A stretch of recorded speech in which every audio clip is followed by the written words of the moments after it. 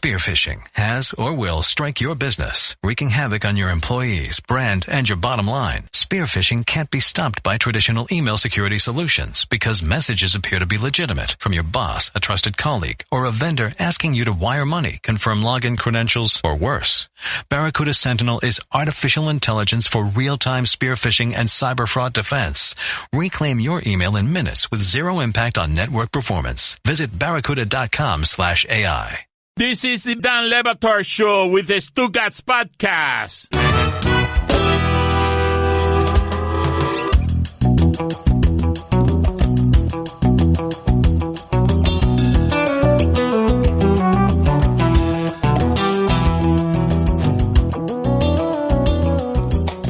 If you are just joining us, my father was just yanked off the air for cursing. My father represents everything I hate in sports fans. He fires Eric Spoelstra after every game. He has spent, 18 months ripping Dwyane Wade on television in a way that no one can drag him off of, even as he gets free media credentials, season tickets from the Heat. He's always eating their free food. He's complaining to the owner of the team that the potato chips, the bag has too much air in it. Right. That's a thing he actually did. I'm not making that up. It's a fair complaint, I mean.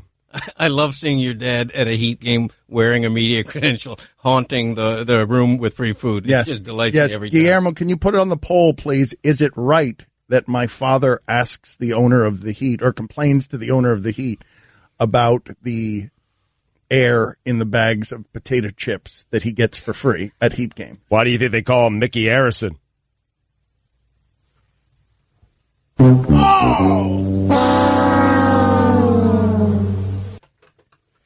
It's a good try, though, man. You went for it. I know. That was an uppercut. Take big hacks, man. That's your ally.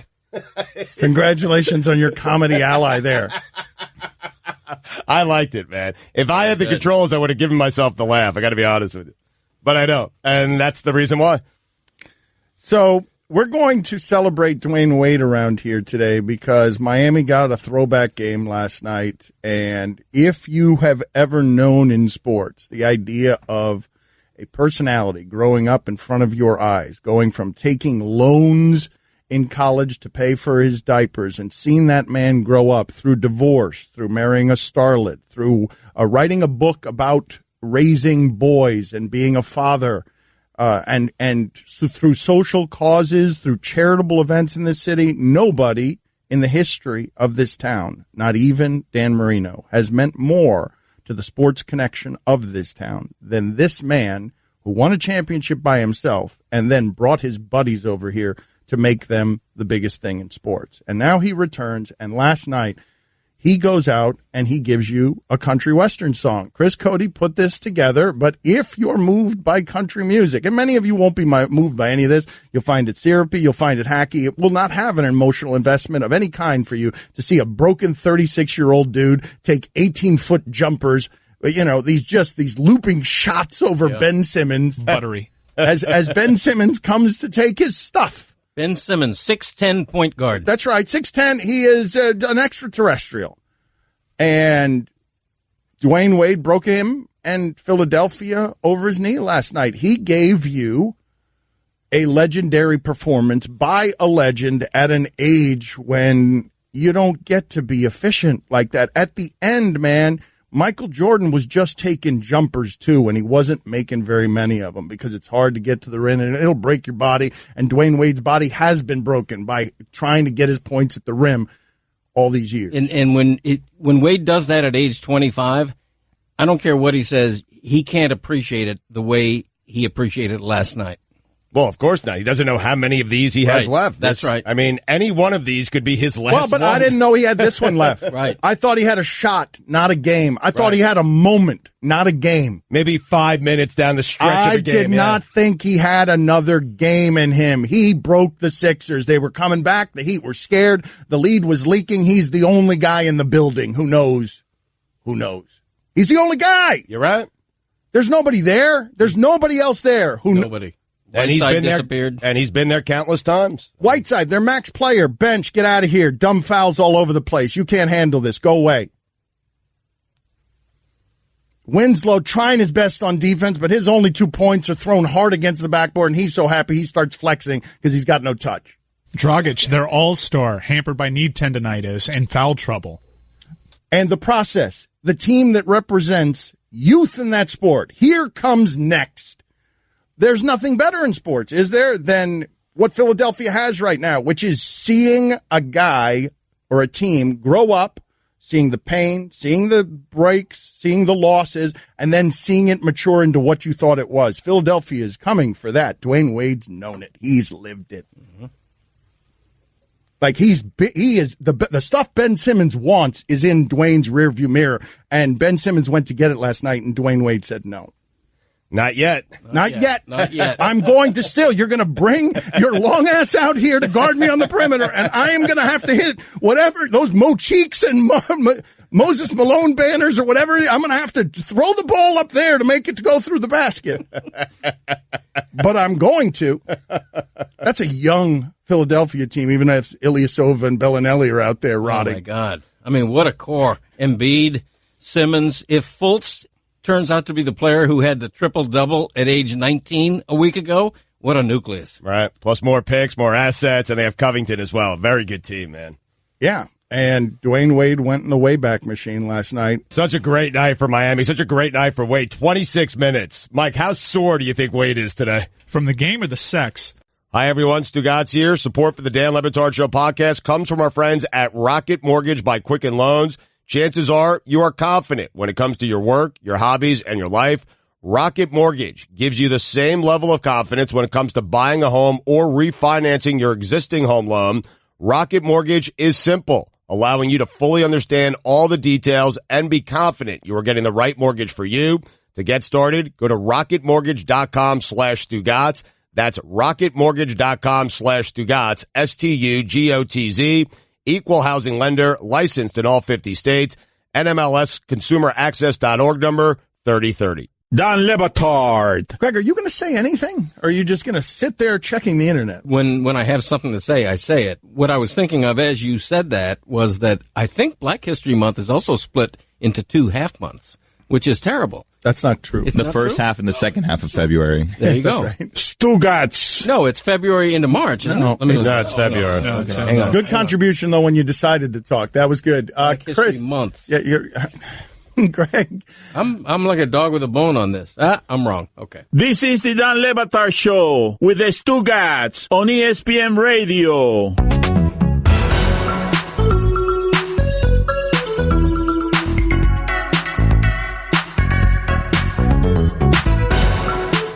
Introducing the all-new ESPN app, now with ESPN Plus. What's ESPN Plus? It's ESPN's new streaming service available right in the ESPN app, and it's awesome.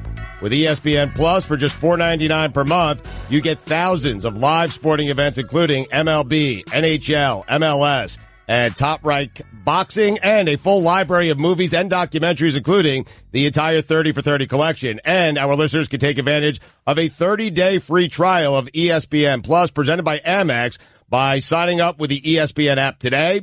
The all-new ESPN app featuring ESPN Plus. Check it out today. Greg Cote giving the Straight Talk is brought to you by Straight Talk Wireless. Best phones, best networks, no contracts. We are a Miami show, proudly Miami. Greg Cote of the Miami Herald has been writing sports in this market for 4 decades.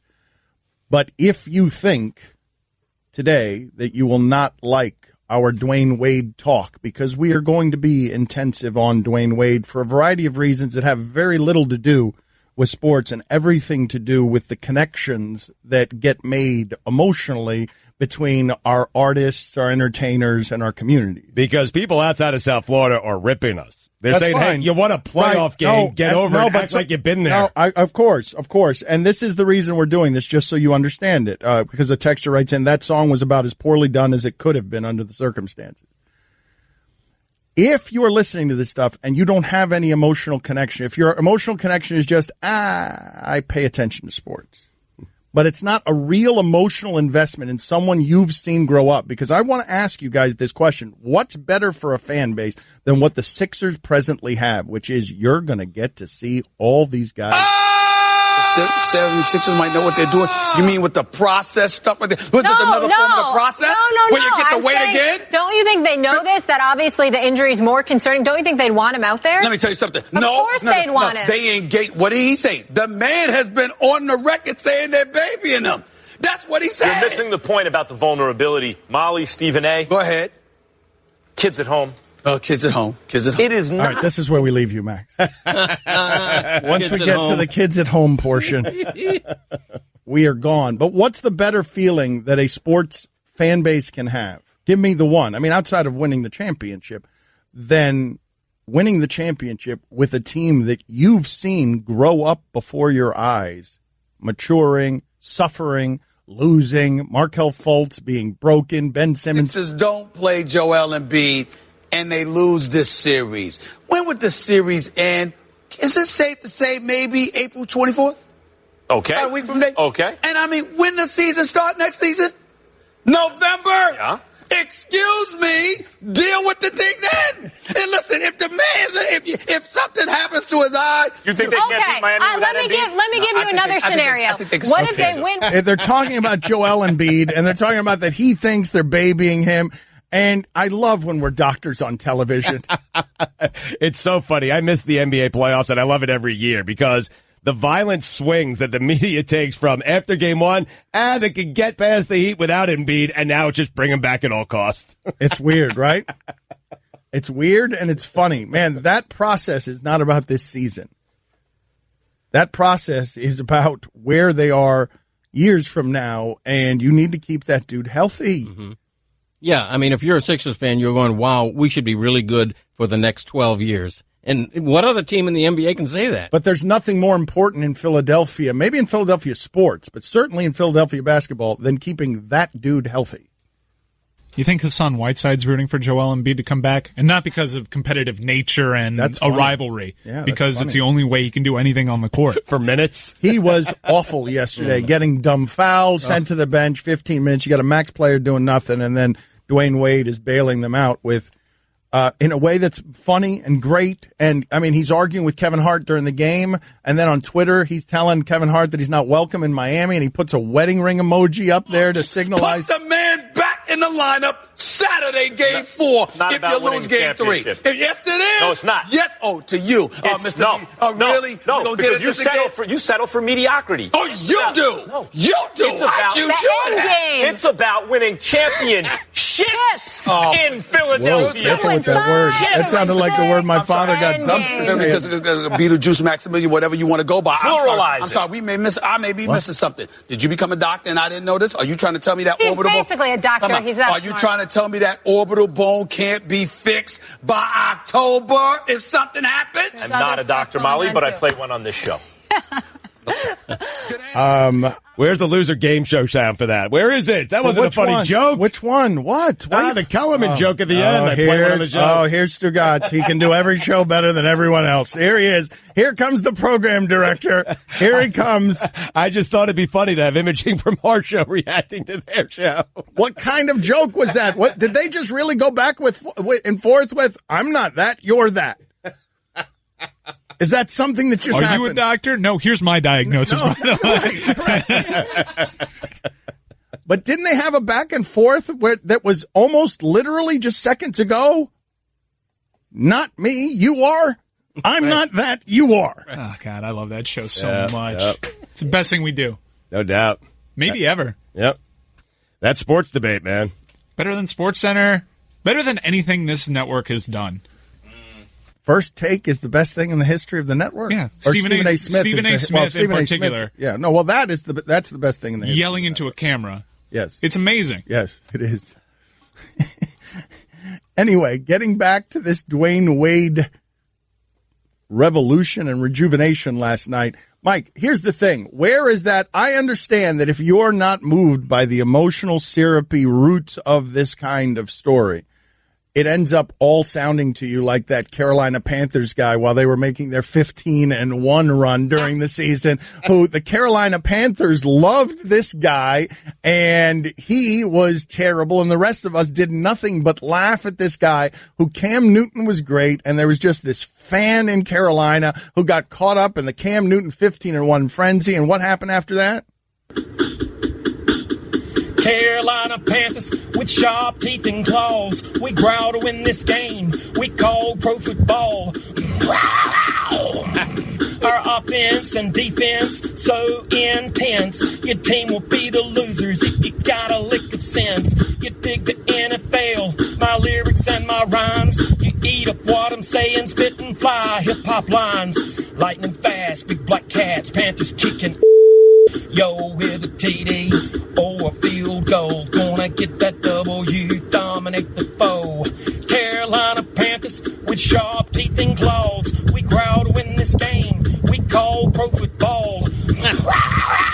His roar is really good. Dan Batard. Well, coffee is America's drink. A man is never more a man than when he's got a cup of coffee in his hands. Although I love it when I see a woman drinking coffee. Stugotz. Coffee means hot coffee. Iced coffee works against the coffee brand.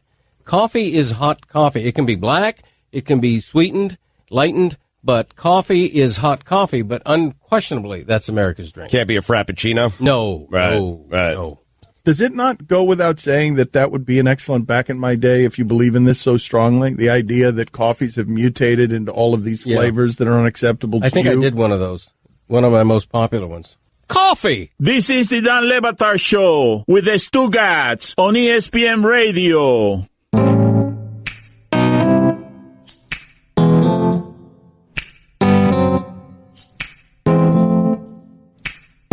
ESPN Radio is presented by Progressive Insurance. Guest on the Dan Le Batard Show appear via the Shell Pennzoil Performance Line. Brian Windhorst going to be there in 1 hour, 11:30 a.m. Eastern.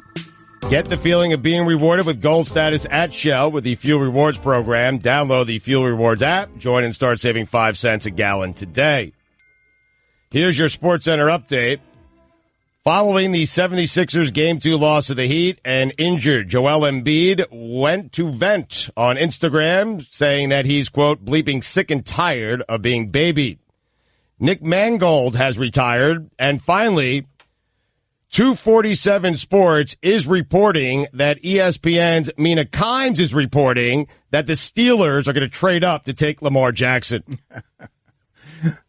She reported that yesterday on the show in her her A+ mock draft. For all the latest headlines and information, tune to the SportsCenter on ESPN Radio all throughout the day. Greg Cote of the Miami Herald in with us. If you're just joining us, we were talking earlier about the idea that T.J. McConnell, who plays for the Sixers, looks like every person in your life ever named Shane.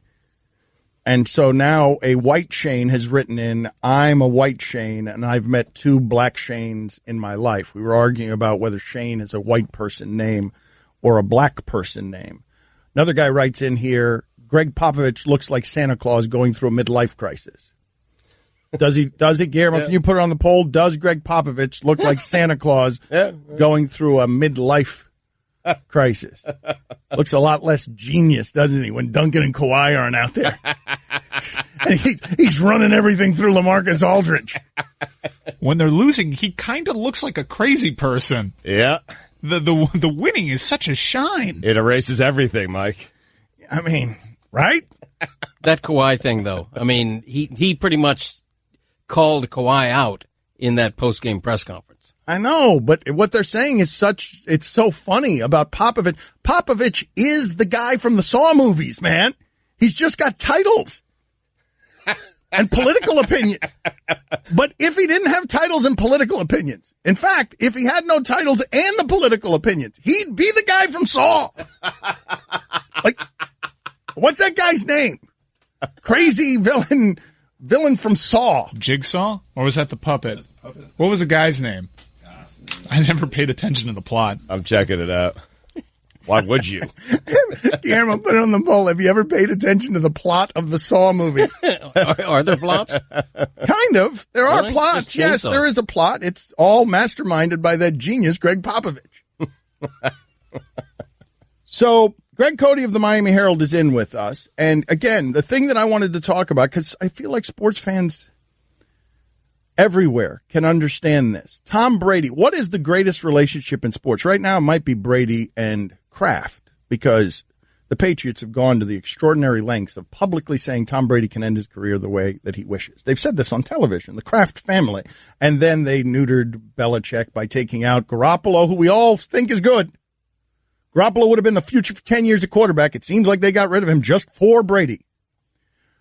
The relationship that Brady has with that team, that city, that ownership group seems to be the most emotional you'll find anywhere in sports. They've seen him grow from 6th-round pick through the Deflategate scandals, through very few struggles. They didn't see him struggle very much. Jigsaw, a.k.a. the Jigsaw Killer, a.k.a. John Kramer. I want to know the best relationships in sports between athlete and city. Does LeBron James have a closer relationship to Akron than Dwyane Wade has to Miami? Now, he was born there, and he brought the only title in... Oh, no, I think Wade is much closer to Miami than LeBron is to Cleveland or Akron. Why would you think that? I don't know. Just Wade's been here for so long. He's won 3 championships. LeBron was born there, though. Yeah, but you know what, Dan? The place where LeBron was born, Dwyane Wade convinced them to leave that place and come down here and to win some championships here. I just feel like Wade means more to that city and has done more for that city than LeBron has done for his cities. I don't see how you're arriving because at that he left for 4 years, Dan. LeBron left for 4 years. There's a 4-year window. Wade left for two and went to school at Marquette. Yeah, but it was 2 years on the back end of his career. LeBron left 4 years in his prime.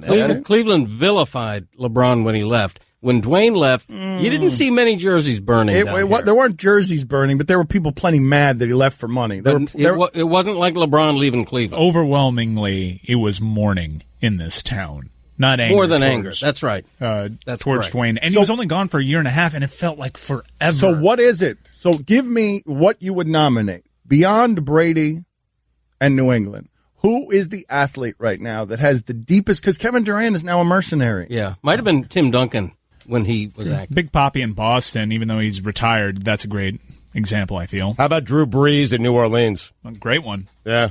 That is good because he brought them a title, but it's just not quite the same thing because he started with another team. How about Dirk in Dallas?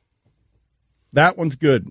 That one's good because he's taken all the discounts. He's now at the end. Won a championship. He's again, but it's 3 championships, and Wade brought the biggest thing in sports history to that time, to this.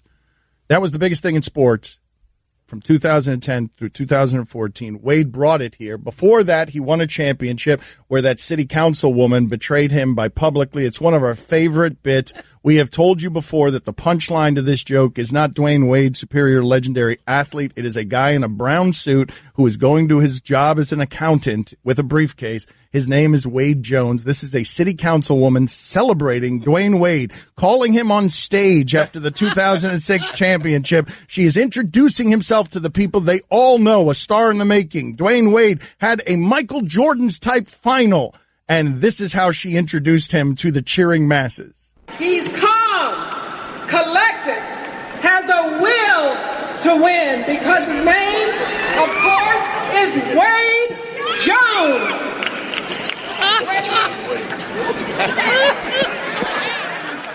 Okay. Wait, no, it's not silence. That's the thing. You say it's silence. It's not silence at all. We have listened to this 100 times, and the funniest part about it is not Wade Jones.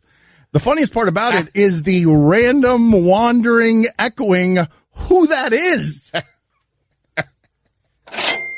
Cent, 5 cent, 10 cent, dollar. Put it on the poll, Guillermo. What's funnier about that clip? The name being Wade Jones, Dwyane Wade becoming Wade Jones, or the thing that comes after it? Play it again, Mike. The wandering. Who's that? He's calm, collected, has a will to win because his name, of course, is Wade Jones.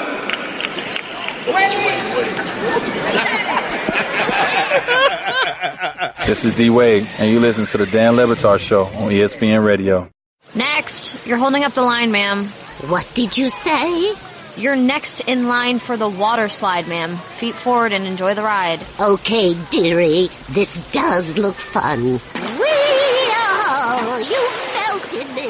I've melted. The Wicked Witch of the West on a water slide? Surprising. What's not surprising? How much you could save by switching to Geico. See what you've done.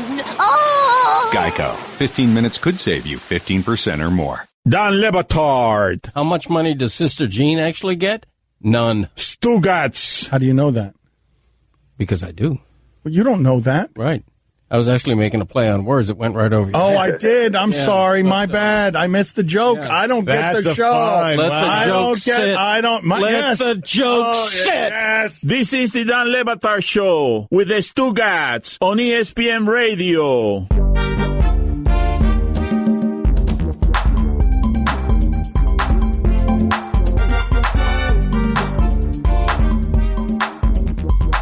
Guest on the Dan Le Batard Show. Appear via the Shell Pennzoil Performance Line. Get in touch with the show anytime to the 1-800-Flowers Twitter feed, at Le Batard Show, at Stugotz790, at Greg Cote. Surprise a friend or loved one today with a bouquet from 1-800-Flowers.com. When you order a dozen multicolored roses for just $29.99, you'll get another dozen absolutely free. Great deal, simple to order. Just go to 1-800-Flowers.com/ESPN. Greg Cote of the Miami Herald is in with us, as he is every Tuesday. He is hurt, wounded, bitter. He wrote to me this week. There was a lengthy, comprehensive piece on your show by Slate.com. It mentioned everyone who's ever been connected with their show and their mothers, except the show's only regular every week guest co-host, me. I kept reading and reading, nada. Didn't mention her mothers. Was my mom. Yeah. Well, I mean, Slate. I mean, I don't know what to say. It astonished me that I read it twice, and man, was it long. Good Lord, what an investment in time. But anyway, I read it twice, and looking for my name. I did see my last name because they referenced Christopher, and as well they should have. I guess during the interview process, my name never came up much. But you know, what is Slate anyway? I don't even know. It sounds like the the company newsletter done at the Quarry. Speaking of which, Fred Flintstone's boss was named Mr. Slate. So what I imagine happening here is that Mr. Slate dispatched Fred down here to do a big piece on the Le Batard Show. Fred brought Barney to be his researcher. And so at the end of the whole process is like, hey, Barn, did we cover everybody? Well, yeah, we did, Fred. And that's how it happened. So, I got left out, and I'm not bitter. I move on. I want to be bigger than to be angry about, being egregiously omitted from a show that I've been a big part of for years. I don't take offense at that. Just because the writer, who's the writer? He's that guy who ripped off the British show and rewrote it. I'm not bitter. I'm fine. I was waiting to see if you could save it, and you just did at the very end there, but it took a while for you to save that. At Le Batard Show, Cody, bigger or bitter? He wrote out a whole Flintstones routine. It was terrible. Awful. Should he be sent away 2 minutes, or has he taken enough shame? Has he taken enough shame? Because it is a little bit, and I told him I'd lighten up on this. It's not fair. Truth be told, a big article about our show with no mention of Greg Cote is not fair. Like that, he's right to be hurt by that. Thank you. Absolutely, yes. Yeah, he has every right to be hurt. Did anyone, because he interviewed everyone, did anyone mention Greg Cote? Apparently not. No, not at all. Oh. That's okay. I get it. I'm fine with it. Can we hear some more Dwyane Wade sound here, Mike? I just want to hear He didn't have to compliment me. He could have just said, I hate Greg Cote on Tuesday. He sucks. Who is that old man? You'd be it's just some sort of a mention. It's just some Did sort you of, read it or just comb it looking for your name? No, I just totally combed it looking for my name. And you saw it a couple of times, but it was only your son. I got my hopes up. And then it's like, damn it. It's just the fruit of my loins. Right, exactly. It's not better than nothing. I mean, misspell my name. Put 2 G's on the end. Just do it. Just get it in there. All right. Christ. So we're trying to get a hold of Kevin Hart. We're told he's not that hard to get a hold of. He's available. He's generally available. He's got things to promote. There are always things to promote, like his new underwear brand. And Wade lit him up last night, and during the game, they're friends. Didn't they do a movie together? I know they did a project together during the 2010. Hell, they helped make Kevin Hart more famous. The Miami Heat helped during that period. Mm-hmm. Kevin Hart's association with LeBron and Wade helped make him, the comedian who's selling out football stadiums on multiple nights. Before he got that famous, he used to be the referee at celebrity basketball games and all that kind of stuff. He did a Nike commercial. They did one together, Wade and Kevin Hart. And so now he's coming after, Dwyane Wade, though, is coming after Kevin Hart in a way that's unusual.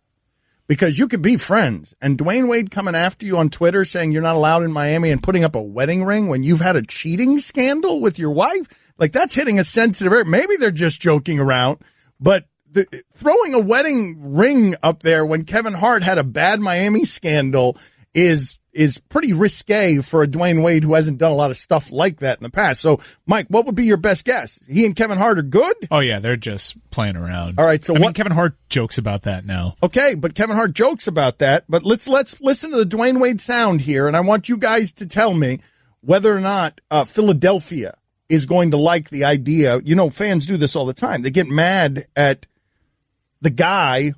Spike Lee's fame, of course, in sports comes from Reggie Miller burying Spike Lee. Remember how Charlotte turned on Purple Shirt Guy because Dwyane Wade went off in that series. Is Philadelphia mad at Kevin Hart because Dwyane Wade, at a time when I thought he had a moment left in him, but not an entire game, Dwyane Wade broke Philadelphia over its knee yesterday, and then after the game said this about the tiny comedian Kevin Hart. What got into you tonight? Kevin Hart. Kevin Hart, really? Yep. Thank Kevin Hart for that. Oh, Philadelphia. Good God. Wow. That's the town you want coming after Kevin Hart. Oh, those are the sports fans you want coming after tiny comic. Oh, man. Listen to that again. You tell me how Philadelphia, the sports city of reasonable people, is going to take this right here. What got into you tonight? Kevin Hart. Kevin Hart, really? Yep. Thank Kevin Hart for that. And then, of course, thank Kevin Hart for what? Thank Kevin Hart for the way that Dwyane Wade hushed the crowd. Because he stole their soul. They are coming back. Heat fan base, Heat players, everybody afraid. It was clear Philadelphia was coming back to win that game. And then it's Dwyane Wade steal, dunk, Dwyane Wade assist for a dunk, and then the joys of hushing that crowd that wanted to get back into a home playoff game. It's a great feeling. When you go into that bag, especially when you're on the road, when you got people like Kevin Hart talking on the sideline, when you got the crowd, going through and saying all the things they're saying. I heard a lot of things tonight, and it's all just used as motivation. And to be able to hush a whole crowd, that's a great feeling. That's a feeling that I hope my son feels one day. Nice. He didn't sound like he was kidding either. That first little snippet where he says Kevin Hart, blame Kevin Hart for that. He didn't sound like he was kidding. Okay, but I like that was in character. I feel like he might have been doing some straight man there. You're not buying it, are you? This is very strange that you're buying this as a real rivalry. Look, it's not. He didn't look. It's the wedding ring cheating scandals. If Kevin Hart is now joking about it, you did say that. If Kevin Hart is now joking about it, maybe cheating scandals can be complicated for people, though. I mean, maybe he cleared it with Kevin Hart. Maybe Kevin he texted him saying, "Hey, I'm going to do this" before he did it. Kevin Hart probably wrote that joke for him. Exactly. And he'll write the next few chapters as well. Yes. But it'll be friendly for now until Philadelphia turns on Kevin Hart. Have they already? It's going to happen. I mean, this city turned on Greg Cote when he wrote that Trade Marino column. There are things that will stick with you for years. Wait a second. The city turned on you, Greg, for that column? Oh, I still hear about it. Why? Great news. There's a quick way you can save money. Switch to Geico. Geico could help you get great coverage at a great price. And it only takes 15 minutes to see if you could save 15% or more on car insurance. Go to geico.com today and see how much you could save. Don Batard. Stugotz lies so much, and he doesn't take inventory of his lies, that even when he's telling the truth, we don't believe him on anything. What's wrong, Stugotz? What are you objecting to? I mean, listen, I've done this to myself, so I'm frustrated at myself. I'm not going to lash out elsewhere because I understand why everyone would think that I was the one who did this. But I am sitting here telling you guys that I did not do it. Stugotz. You absolutely took a bite out of a piece of pizza and put it back with the rest of the pizza. It was me. This is the Dan Le Batard Show with the Stugotz on ESPN Radio.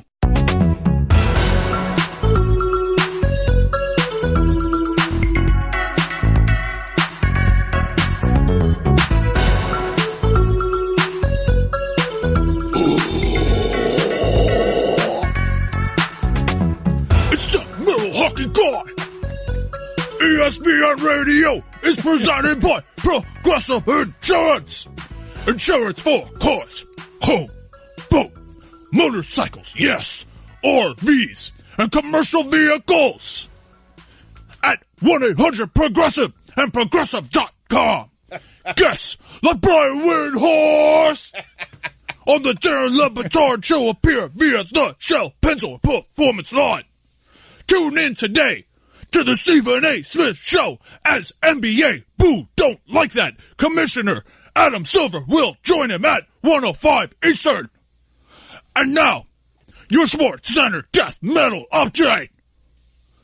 Stanley Cup playoffs, yeah! Maple Leafs beat the Bruins to cut their deficit to 2-1.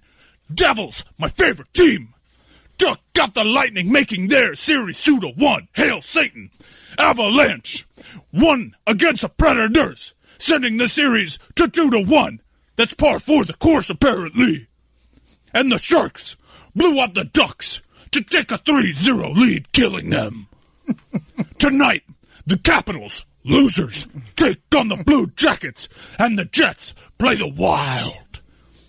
And the Golden Knights look to sweep the Kings. Love Vegas. That's our team right there. That's Las Vegas team. Golden Knights. Send us stuff. Send us stuff. I want to wear Send us stuff, Golden Knights. And finally, 4 baboons collaborated to escape an enclosure at a Texas research facility that houses nearly 1,100 baboons used for biomedical research about chronic diseases such as heart disease and diabetes.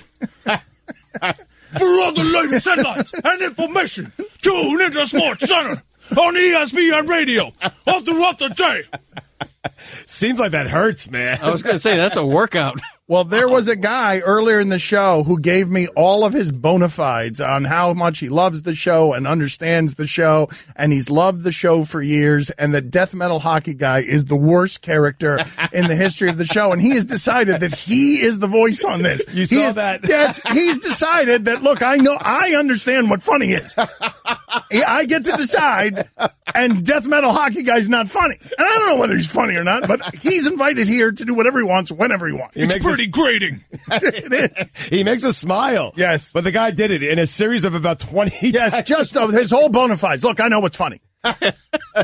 So put it on the poll, Guillermo. Death Metal Hockey Guy. Funny or not funny? Just by last name alone, Windhorst sounds like a metal band. Going to see Windhorst Oh, tonight. that's Yes. a good game. Yeah. Do you want to play that? Last names in sports personalities that connote heavy metal music.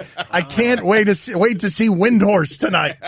Wasn't meant to be a character that would speak at, in larger doses. Right. No, it was meant to be a limited fake character that we have now, of course, as we always do, beaten into the ground. But I want to make fun of Cody here because there's something funny that Cody's totally forgotten. Greg Cote of the Miami Herald. Do you remember writing? Because you're always going for the joke. You can follow Greg Cote on Twitter if you want his jokes. Where can people follow you on Twitter? At Greg Cote. So Greg Cote's got a picture of a cork that reads 2014. Oh, don't go there. And a wine bottle. Oh. That reads by Wade. Oh. Allison was good enough to show me this because Greg Cote is going to eat some words right now. Oh.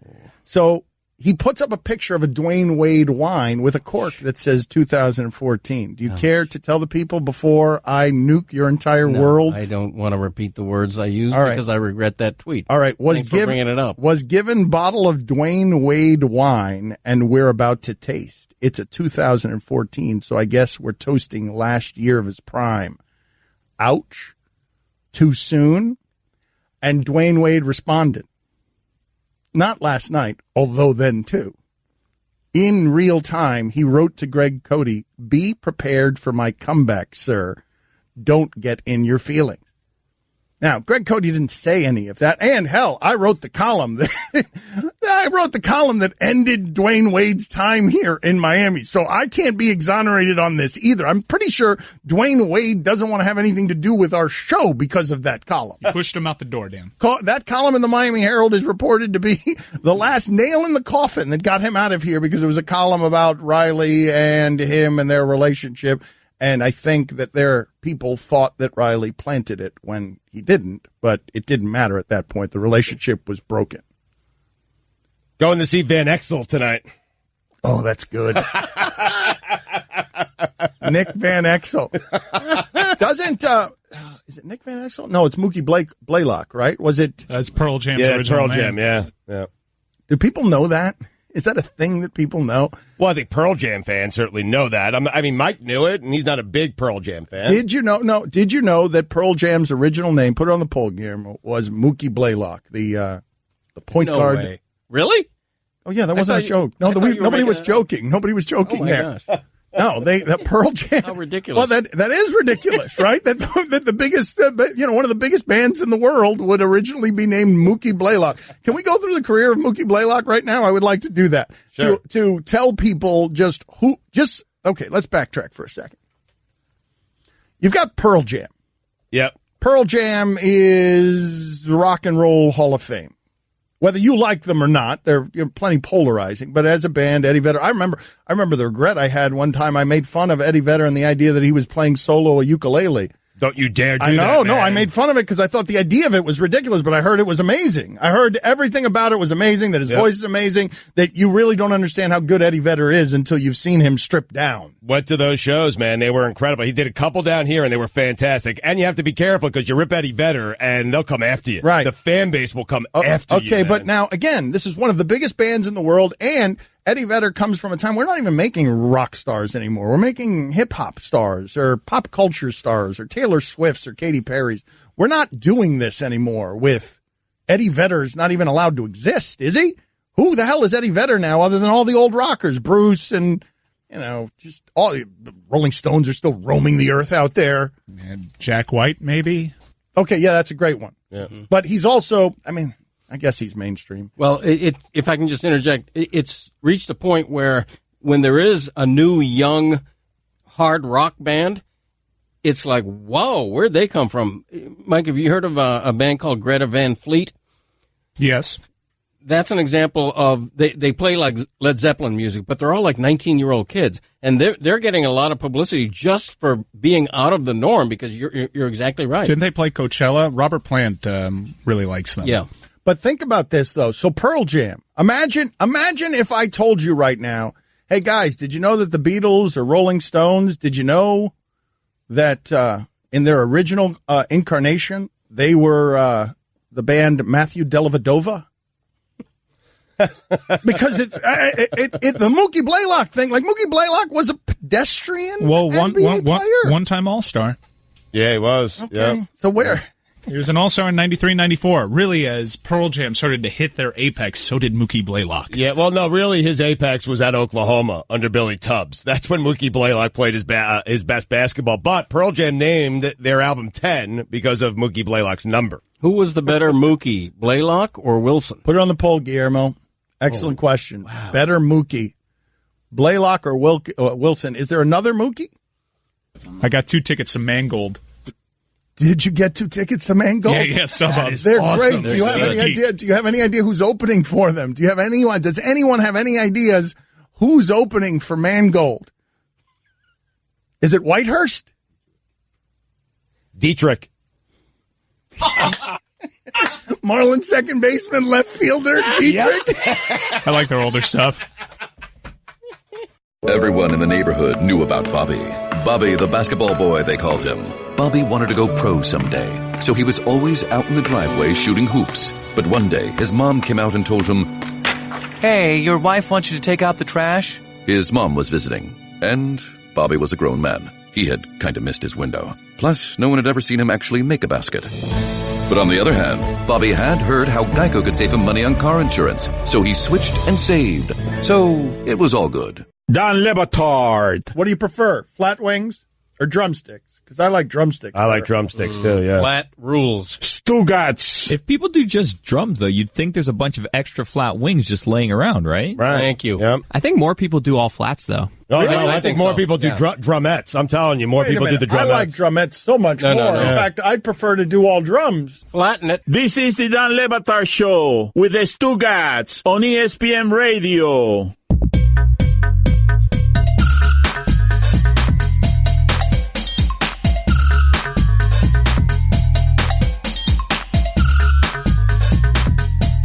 Brian Windhorst is going to join the show in about 15 minutes. Get in touch with the show anytime to the 1-800-Flowers Twitter feed at Le Batard Show, at Stugotz790, at Greg Cote. Guys, it's time for Straight Talk. It is brought to you by Straight Talk Wireless. Best phones, best networks, no contracts.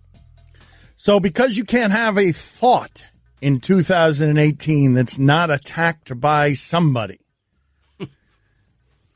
the amount of people writing in thinking they're clever or fun or just shouting their music superiority because I deigned to put Pearl Jam in the same sentence with the Beatles and the Rolling Stones, and the amount of come on mans I'm getting from it's a famous band is all I meant. Right, but I mean, the Beatles are overrated, so that's not going to be a popular stance. They really are. The Stones are okay. They're not Pearl Jam. The Beatles I'm telling you, Dan, the most overrated band in the history of music. Wait a minute. Are you saying that you think Pearl Jam is better than the Rolling Stones? 100%. Than the Beatles. I didn't say anything about the Stones. Of course. The Beatles. Okay?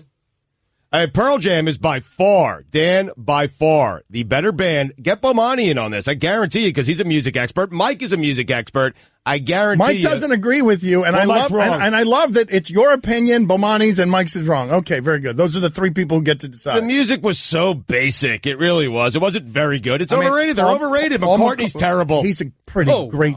I mean, what? He's a great musician. Stugotz, even nobody, people could dispute whether or not Paul McCartney is overrated or not. Nobody's saying he's terrible. Ringo was the star. They held him down. I'm telling you. How about that? Did you even get the joke you just made? No. So, Ostertag broke up. Oh. Ooh. But you know who's getting back together? Nurkic. So Zarniak. Whoa! I saw Dragic open for Iguodala, and they were fantastic. Dragic is a good one. Perfect. I think Iguodala should be opening for Dragic, frankly. Shouldn't Guillermo put it on the poll? Should Iguodala be opening for Dragic? Yes. Dragic has to be the main actor. They've got to be the headliner. Yeah, I thought it was a weird bill as well. Thank you to all of you who felt the need to just inundate us with Mookie Bettses. Yes, there is another Mookie other than Wilson and Blaylock. Ooh, Mookie Betts. How many Mookies can there be out there? And just like we were talking about earlier, there are no black Shanes. There are no white Mookies, correct? Yeah, I can't think of one. I'm just saying, I couldn't think of a lot of Shanes, and then some people, like some guy wrote in, hey, Dan, there aren't any black Jessies, and then you can come back with Owens, and then you got to move on. I was at the concert when Blackistone played Shea.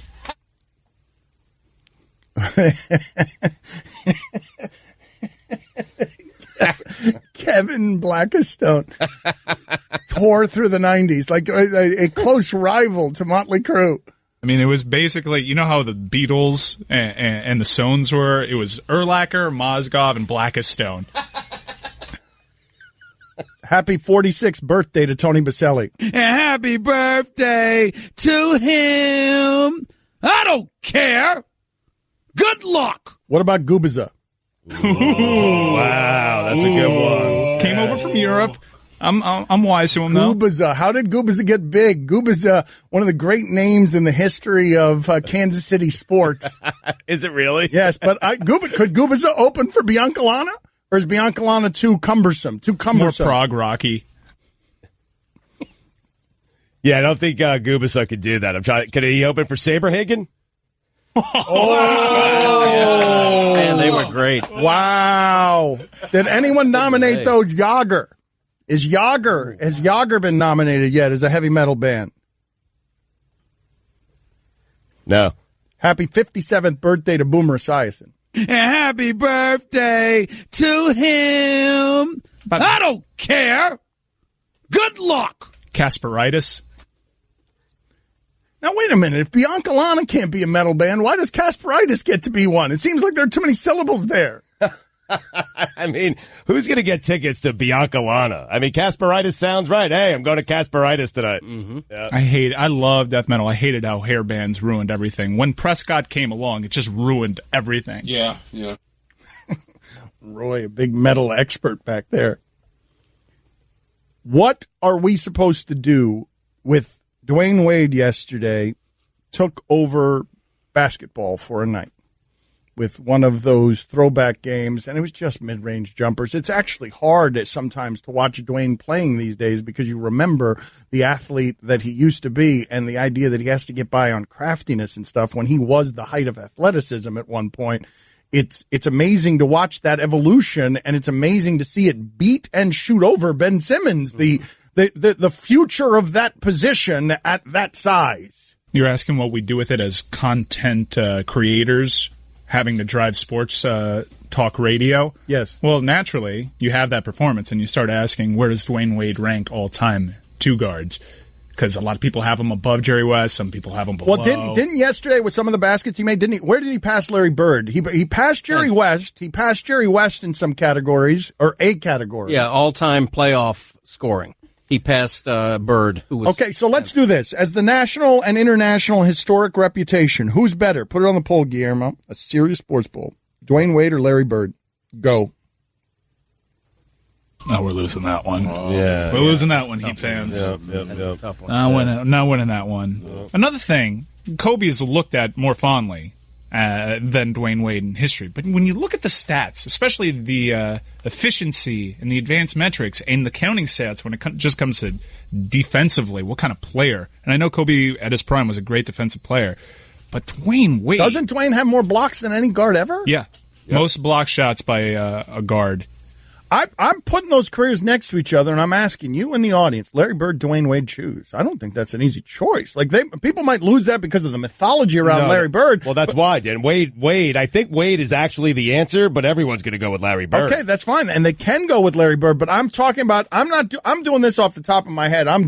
When I think of those two careers, and my eyes might be lying to me, I think of Dwyane Wade as every bit as good as Larry Bird. Larry Bird was more of a novelty because he's the white guy, but we remember something different about Larry Bird, which is crazy shooter, and he never made 100 threes in a season. Like they've revolutionized what crazy shooter means in that league. The evolution makes it so that Larry Bird as a shooter is less special than he would be in today's game. But obviously a different time. I think at the time, Larry Bird, a 6'10" forward, was hitting a lot of threes for a guy at that time. Correct. He was a pioneer for sure. Wade's number 2 all-time for a guard. Jordan's number 1, but Wade is number 1 for guards 6'4" and under. In fact, number 1 overall for players 6'4" and under. Yeah, Bird was a bigger star nationally, I think. He helped define the NBA for a period. Hold on a second. I'm not talking about symbolism definitions. I'm talking about who's better. I'm not talking about emotions. I'm not talking about I'm legend. I'm not talking about myth. I'm talking about look at the numbers and don't tell me who. Do it like a taste test. Don't tell me which one's which. Look at the numbers and tell me who's better. I don't know the answer to the question I'm asking. I mean, 50% from the field for his career, Larry Bird. Dwyane Wade, 48. I mean, I'm just looking at some of the stuff that you like. Bird's obviously, I think, percentage-wise, a better three-point shooter. Points, slight edge to Bird. I don't have any of that plus-minus stuff, though. I don't know about that.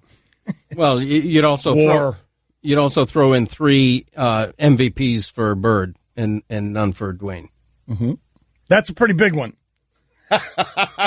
That is Straight Talk and is brought to you by Straight Talk Wireless. There's that. There's that. Sorry, Dwyane. Yeah. Love your wine. Yeah, loved your wine in 2014.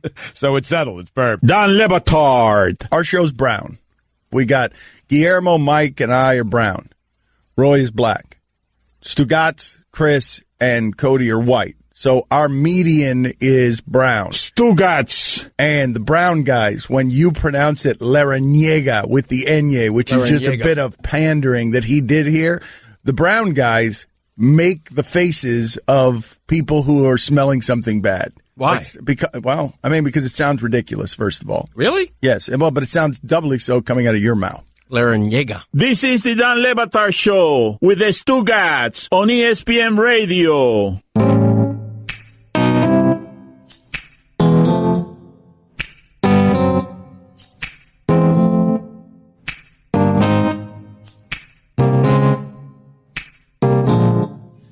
ESPN Radio is presented by Progressive Insurance. Brian Windhorst going to join us in just a minute here on the Shell Pennzoil Performance Line. We always love having him on. Here's your SportsCenter update. Desiree Linden became the first American woman since 1985 to win the Boston Marathon. Congratulations to her. That is awesome. The Knicks have not expressed interest in former coach Jeff Van Gundy, but Mike Woodson, they have interest there. What a joke. I hate being a Knicks fan, man. I do. Not a fan of this guy. And finally, Tesla reportedly failed to disclose some worker injuries at its factory, but has largely dismissed the story, alleging it was backed by a pro-union extremist organization. In more impactful news, Tesla missed this target for the Model 3 after announcing production delays. Shocking. Tesla's future as a mass-market automaker is directly tied to the success of the Model 3. More than 400,000 people have pre-ordered, one paying $1,000 refundable fees to do so. This guy's a joke. I'm telling you, he's taking your money. For all the latest headlines and information, tune in to SportsCenter on ESPN Radio all throughout the day. He's taking your money and not giving you anything back. That's the problem. Ideas, dreams. Windhorst will perform here in moments. We will get a taste of some Windhorst. Is Saltalamacchia a good band? They were good. Saltalamacchia was good? Great. Yeah? Fantastic. So would they headline over Mustakas, or would Mustakas headline over Saltalamacchia? Wow. In 2018, you go Mustakas. Yeah. I want to also ask on the poll, please, Guillermo, put this on the poll. What was the more ridiculous opinion had in the last segment? Me saying Wade might be as good as Bird, or Stugotz saying Pearl Jam is better than the Beatles and the Rolling Stones? I said the Beatles, not the Stones. I'm not certain about the Stones. No, you did. You're still, okay, the jury's still out on that one? Yeah. I mean, the Beatles are overrated might be the most cliched take in the history of opinion. Well, listen, I was the first one to say it, so everyone's following me, okay? So, I mean, same thing with Windhorst here, okay? I was the first one to say LeBron James, Kawhi Leonard, they are together. Their off seasons are tied together. Then I heard Windhorst say it the other day. Amin sent it to me, and now I'm thinking about suing Windhorst because I own Windhorst, just so you know. Any conversations about LeBron, Kawhi, free agency, playing together next year, I own those conversations. Windhorst, he was threatening to sue you by text yesterday for taking that Kawhi Leonard LeBron story, whatever it was. Stugotz was threatening an in-house lawsuit. I heard that he came up with the concept of having a show in a barbershop, too. And he's involved in those lawsuits as well. Ooh, Windhorst, they don't have any time. What are you reporting exactly, though? Because Stugotz did say, as soon as all this started happening, hey, LeBron is going to get Kawhi. I'm not bringing out a measuring stick on this one, but this has been something that's been talked about for weeks. Just because it got blasted out yesterday, I can't help it. But we've got two parallel universes happening in the NBA right now. We have the playoffs that are going on, and they're very important, and we're our daily focus. And then we have this coming off season where LeBron's going to be a free agent, and Paul George is going to be a free agent, and Kawhi Leonard may be on the market, and the Philadelphia 76ers have this beautiful, glowing trove of assets that they have, including the Lakers pick, which is the 10th pick, which everybody seems to forget that they have that. If it pops up into the top three, it may go to Boston, but probably not. And so not only are the Sixers a team that has a great-looking future, this summer they have salary cap space and trade assets and that lottery pick and their own first-round pick. They could make a trade offer for just about anybody in the league. It's just the perfect way for him to age, Brian. To stay in the East, do it with the best young people, and see if you could go get Golden State in the finals that way. I mean, I don't know how much you want to get into the nitty-gritty of this, but Kawhi Leonard, even though he's under contract for next year, if he'd like to be traded, he can control where he goes. Because with only 1 year on his contract, a team is not going to give up everything for him unless they know he wants to stay. So he could choose where he wants to go. There are also people who would argue that if the Sixers were able to put together a trade that could get Kawhi Leonard, that they wouldn't even want or need LeBron James. That having LeBron and Ben Simmons on the same team is a duplication, and that having Kawhi and Covington and those other guys potentially, and Embiid, of course, is the championship team that they want. But there's also the possibility that Kawhi won't want to go to Philly, that Kawhi will want to go someplace else. There's a possibility Kawhi could want to go to Miami. And that's really what the Heat need. The Heat are in a position where they're capped out and they don't really, they're out a couple of first-round picks. What the Heat need is what happened with last year with Chris Paul. And that was Chris Paul going to the Clippers and saying, you're going to trade me to the Rockets, or I'm going to walk away from you for nothing. And the Clippers had to make a trade. It was not a great trade. It did okay, but they got worse as a team because of it. But they had, frankly, a proverbial, gun to their head. LeBron and Kawhi Leonard have the same cards they can play. People don't realize this. LeBron has the Chris Paul option in his contract. And unlike Chris Paul, who had to leave a lot of money on the table, LeBron's option next year is about what the max contract is. LeBron could go to the Cavs and say, trade me to this team, or I'm walking away from you in nothing. And the Cavs would probably have to do it.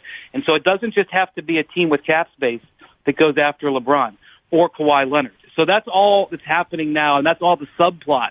And the Sixers not only have this incredible team that has a chance to get to the finals, they have a wonderful, incredible window to add to their team this summer that potentially sets them up to be ahead of Boston and those other teams as the Cavs graduate out of their competition phase.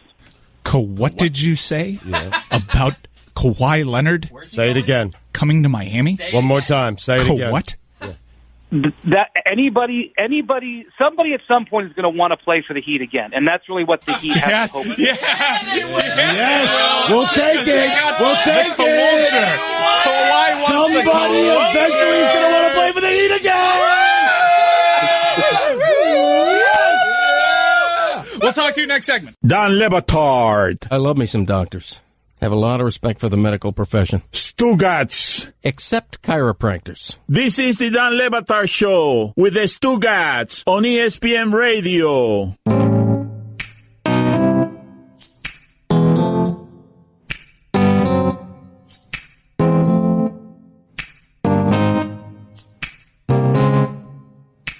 We'll continue with Brian Windhorst in just a second here on the Shell Pennzoil Performance Line. It's time to look at the next generation with the NFL Draft just 2 weeks away. 2 weeks away, Michael. We can report that nothing has changed at the top of both Mel Kiper Jr. or Todd McShay's big board. Oh, give it a week. Exactly. Wait, what's today? Tuesday. Give it till tomorrow. Oh. Wednesday. A boy can dream. Oh, man, I'm so excited. Anyway, for the Cleveland Browns, at the number 1 overall pick, how about this? Mel has Josh Allen. Boo. While Todd has Sam Darnold. Yay! The next generation is brought to you by the Home Depot. The next generation of home improvement with everything you need to do projects smarter. The Home Depot. More saving, more doing. Brian Windhorst resumes with us here. Did you think, Brian, that Dwyane Wade had a game left in him? I thought he had a moment left in him. I did not think he had a game left in him. Yeah, I agree. I thought, the Heat play so many close games. I think 1 out of every 4 or so, like 1 out of every 3.8 of their games this year was determined by one possession. And so I was thinking, look, there's going to be a handful of close games in this series, and Dwyane is going to be there at the end of one of them. The guy made everything. He was at the top of his game last night. I don't know if he can do it again, but it was so fun to watch. It was so fun to see him staring over at Kevin Hart. I really thought that the Sixers had the momentum at the end of the game, and the Heat buckled down, and Dwyane made a couple of plays, and the dagger jumper to win it was a great moment. And he's gotten the Sixers twice now. He hit the game winner back in February. I mean, the Sixers only lost like 3 games in the last 8 weeks, and the Heat have beaten them, I think, 3 times in that span. I think 3 of their last 5 losses are to the Heat. So I always thought this was going to be an interesting series, and I know the Embiid factor weighs big out there. But Dwyane Wade, I had so much fun watching that game last night. It was really enjoyable. Brian, I've heard a lot of people say that what LeBron is missing, what this Cavs team is missing, is a second guy who can get his own off the dribble. And so I wonder, armed with hindsight now, do you think the Cavs made a mistake allowing Dwyane Wade to go? He can't do that every night, but he can do it once in a while. You know, it's one of those things. At the point when they made those decisions, the Cavs had decided that Dwyane wasn't going to play anymore. And you know, I'm one of these guys who laughs when people make sweeping announcements in an NBA season, because the NBA season is so long. Playoff series are so long. Playoff games last forever. So when anybody says something is in stone in the second quarter of a playoff game, I laugh, much less the whole season. So they had gotten to the point where they pretty much forced Dwyane into the decision, because Ty Lue had decided that Dwyane was becoming a bit of an issue in the locker room. Now, I wasn't in the locker room, so I can't tell you why. To me, I thought Isaiah Thomas was causing issues within the locker room, but there were people with the Cavs who told me that they thought Dwyane was a bigger issue than Isaiah Thomas, and if there had to be one of the two to go, that they would have wanted Dwyane to go. That stunned me.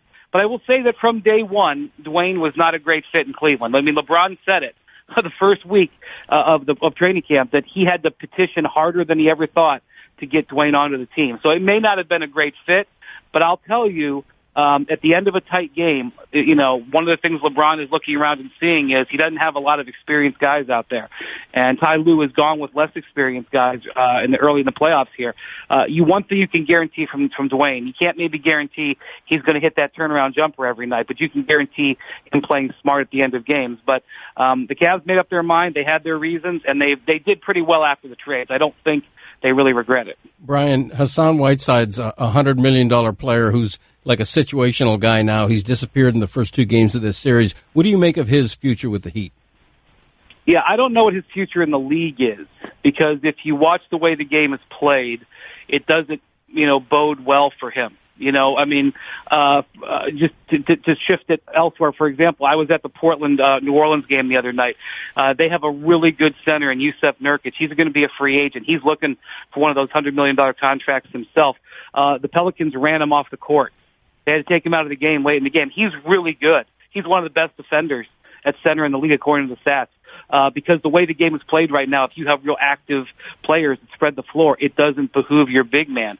You have to be a really athletic, nuanced, forward-looking player to survive in the center in this league, and that is not the way I would describe Hassan. He's attitude challenged at times, and so it's a problem. And I understood why the Heat gave him that contract a few years ago. If they didn't give it to him, I think the Dallas Mavericks were ready to. It wasn't like he wasn't valued at that money. But I question whether or not he's a great fit in the league going forward. And the reason that's a problem is if the Heat ever wanted to trade him over the next couple of years, I think they're going to have a very hard time doing that. So it's not just Hassan. Some of it is the game that has changed. And Eric Spoelstra has been on the leading edge of that change. And it's how Hassan doesn't necessarily agree or understand the way the game has changed. Pablo, can you think of another real-time evolution in basketball like that, where you go from 1 minute to the next, and the way that you were playing post-basketball, Hassan Whiteside, at any time in history, you get the 7-footer. You want the 7-footer, except for right now. When in real time does evolution like that ever happen in sports in a way that we can all see without checking ESPN, what used to be ESPN Classic? It does feel like Hassan Whiteside, his skill set just isn't relevant anymore. It just doesn't feel that way. And one of the things that's happened is we are seeing human beings unlike those that we had ever imagined. And I don't think it's too much to say that. I don't think it's too much to point out that, man, I stood next to Joel Embiid once, and that dude has skills that make other giant dudes look incompetent.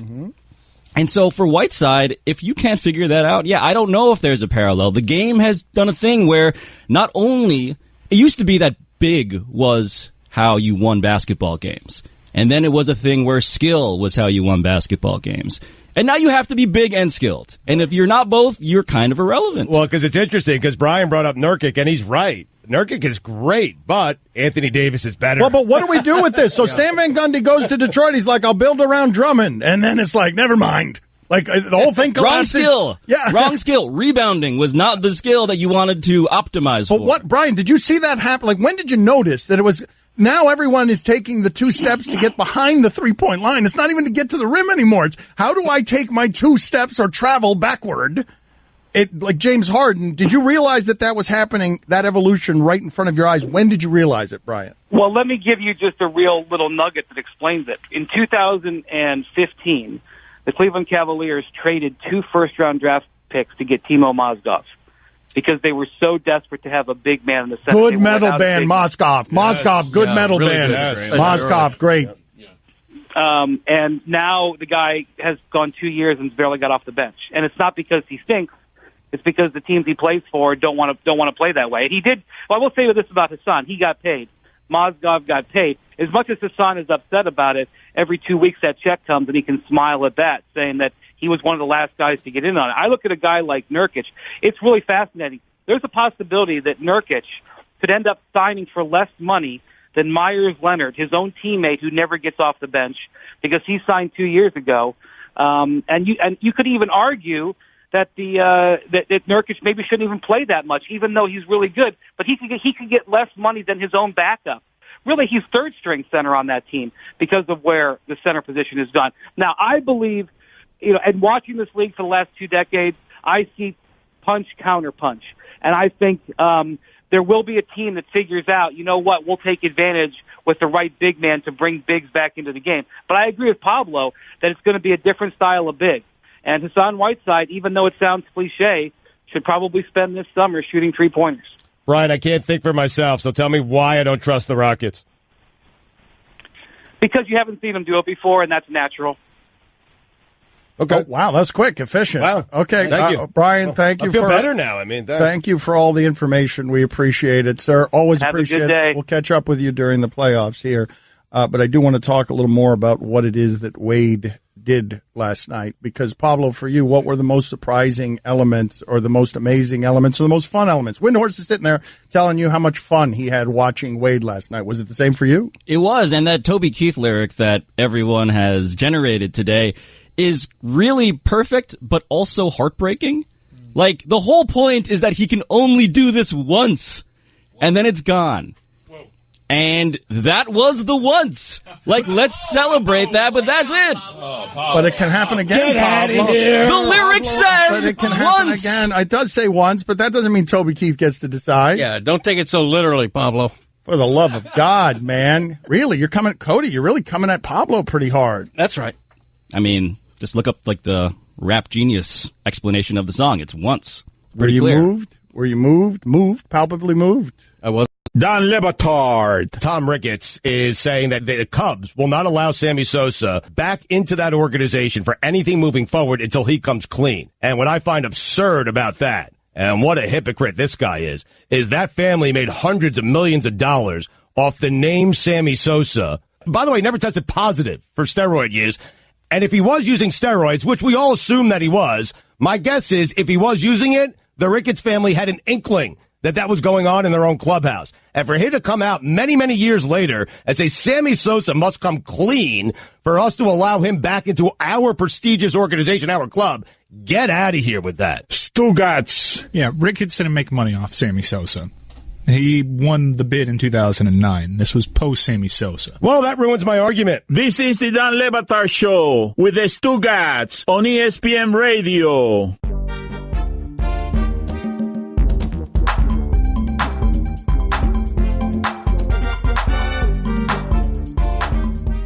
ESPN Radio is presented by Progressive Insurance. Guest on the Dan Le Batard Show appear via the Shell Pennzoil Performance Line. Tune in today to the Stephen A. Smith Show as NBA Commissioner Adam Silver will join him at 1:05 Eastern. Here's your SportsCenter update. The Royals-Blue Jays game was postponed due to ice chunks falling on top of the Rogers Center's dome, causing roof damage. The Knicks are interviewing Mark Jackson for their coaching vacancy. And finally, Hulu has landed a multi-part documentary series about Firefest.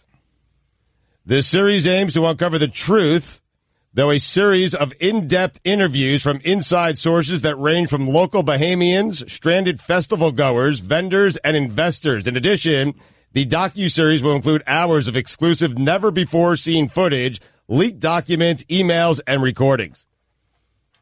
I actually want to see that. That's pretty good. Firefest. Fire. For all the latest headlines and information, tune to the SportsCenter on ESPN Radio all throughout the day. Greg Cote of the Miami Herald has not yet done his Back in My Day. He does not have confidence in today's Back in My Day. He has given his Back in My Day to his son for review, We will find out in the next hour whether Greg Cote is brave enough to do his Back in My Day in the next hour. In the interim, you guys have heard of this Sean Penn book, this novel that is getting just torched everywhere. Sean Penn is, in many ways, what a lot of people don't like about Hollywood, just his face. It's also his spending and his politics and his elitism, but it's his face. No, you're right. He does. He has an unlikable face. Okay, and really so, does. all right, put it on the poll, Guillermo. Does Sean Penn have an unlikable face? Who else has one of those, by the way? Who in sports has the unlikable face? It's just his face. Has it always been that way for Sean Penn? Like when he was Not when he was Spicoli? younger. No? Right. No. Right. It was lovable almost. I mean, when he was Spicoli, it was better. Yes. But we do this with everybody.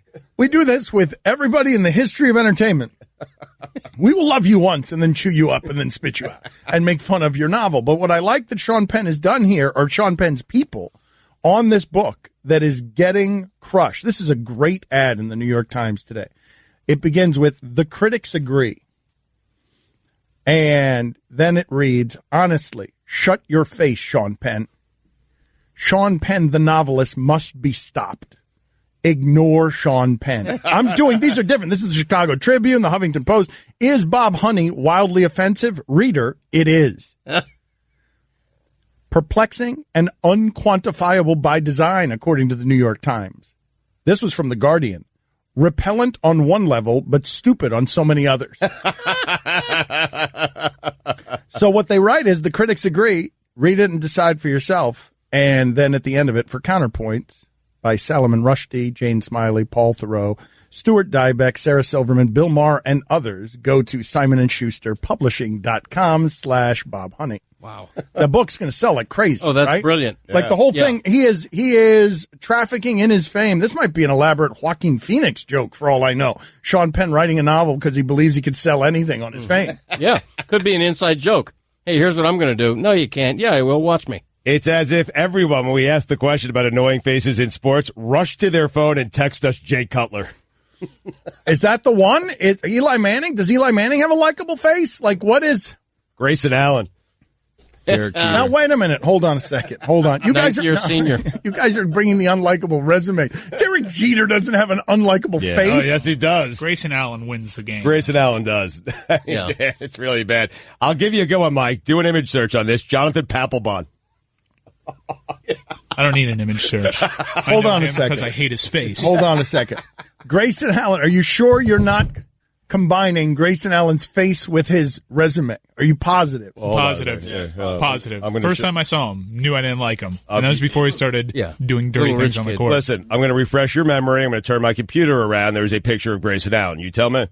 Oh, I know what Grayson Allen looks like, Stugotz. Thank you for the photograph of Grayson Allen. Sometimes you need your memory jarred, man. That's a punchable face. I mean, geez. So I'm not really looking for punchable faces. Aren't punchable faces something different? I'm talking about, you see a face, I don't like that person. I don't have any other information other than that person's face. Look at what swept over me. I don't like you. How often does that happen? Because I feel like Jay Cutler's general attitude confuses this. Eli Manning's general, why the long face, confuses this, whether he's winning the title or 2-14. It's a chicken and egg situation, though, because you don't know if Cutler has that attitude because he's saddled with that face. Yeah. That is the conundrum, isn't it? Yeah. I feel like Johnny Manziel has an unlikable face.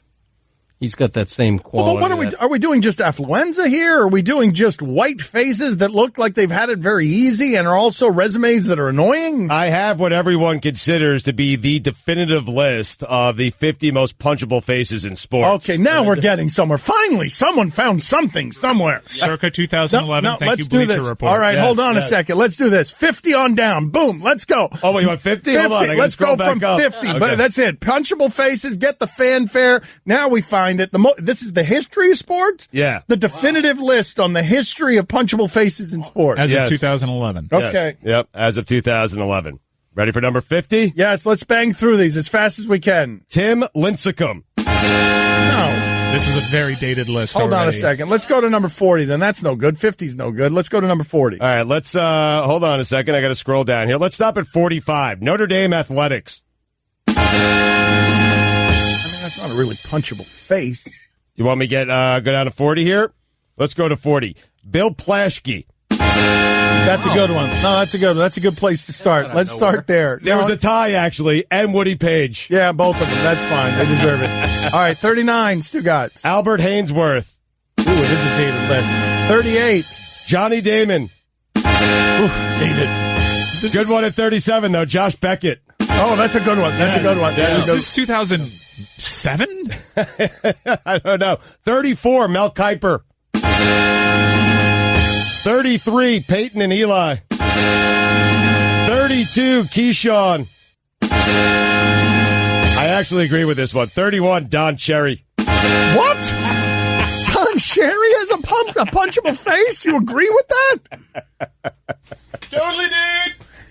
Number 30. I thought it was the suits with him, not the face. I'm skipping down to 28. It's a tie between Chris Collinsworth, Skip Bayless. 27, Tom Brady. 25, the Glazer brothers. Which Glazers? Malcolm and the ones who own the Bucks? Yes. I think Jay Glazer might sneak in there too, though, wouldn't he? Perhaps. We'll see if he's You up punch here. him in the face, he'll punch you right back in the face. 23, I think you'll agree, Kyle Busch. Yes. Okay, now we're getting good. Let's go here. And here we go. Let's sail into the sky with the top 20. 22, Lane Kiffin. Yeah, all right, now we're doing it. 21, Carlos Zambrano. What? I agree with that one, actually. 19, Cortland Finnegan. That's true. I got a great one here. 18, Apollo Ono. Wow. That's a rare speed skater on the list. Number 16, a tie, Peter King. And Roger Goodell. Yes. Oh, this list is getting good now. Number 13, totally agree, Rafael Nadal. Yeah. Number 12, Phil Hellmuth. That's not pronounced correctly, I but don't that's care. okay. The poker player. Number 11, Ronaldo. Yeah, that's a good one. 10, Kobe. 9 is a tie between Phillip Rivers and Jay Cutler. Manny Ramirez. McElroy. Really? Dan Snyder. No, hold on a second. What happened there? Is that Rory? What's his last name? Rory McIlroy. They got it right there? Yes, you nailed McElroy. it. You nailed it. Well, I don't think that's what happened. Sean Avery, 5. T.O., number 4. Colin Cowherd, number 3. Yes! Yes! Wait a minute. Low-ranked Colin Cowherd. It should be higher. A-Rod, number 2. Not anymore. J-Lo fixed it. And number 1. Wait a minute. Happy birthday to Rooney Mara, 33 years old. 33 Happy years old. birthday to him. I don't care. Good luck. No, don't. Is Rooney no, Rooney's not a he. No, that's a woman. Yeah, it doesn't really work. Actress. Baby. Put him in a tough spot. Yeah. What happened?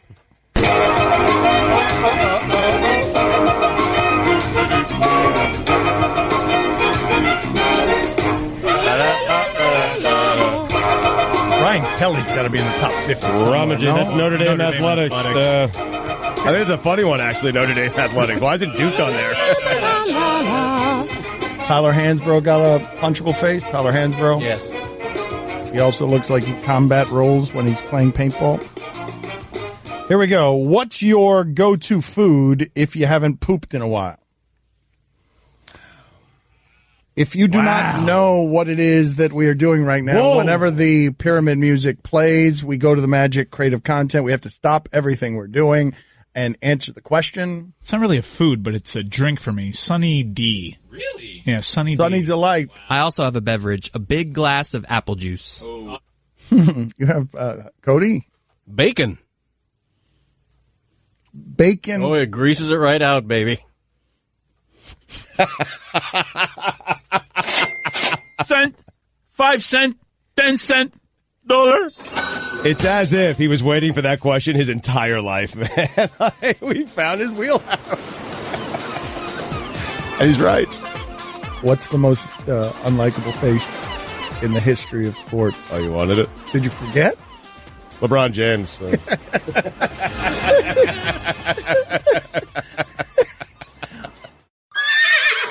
I'm a one-trick pony. Literally. I show up at kids' parties and act cute. That's pretty much it. So excuse me for being bitter. When Geico says not only could we save you money on car insurance, but we do more. Like give you 24/7 access online, over the phone, or even via our award-winning mobile app. Well, ooh la la. Aren't they multi-talented?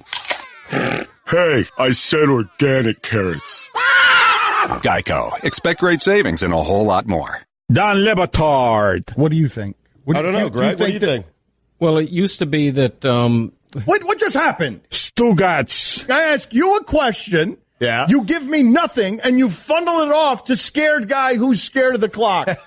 Or how about we just talk and one of you guys answer my question? What was the question again? This is the Don Batard Show with the Stugotz on ESPN Radio.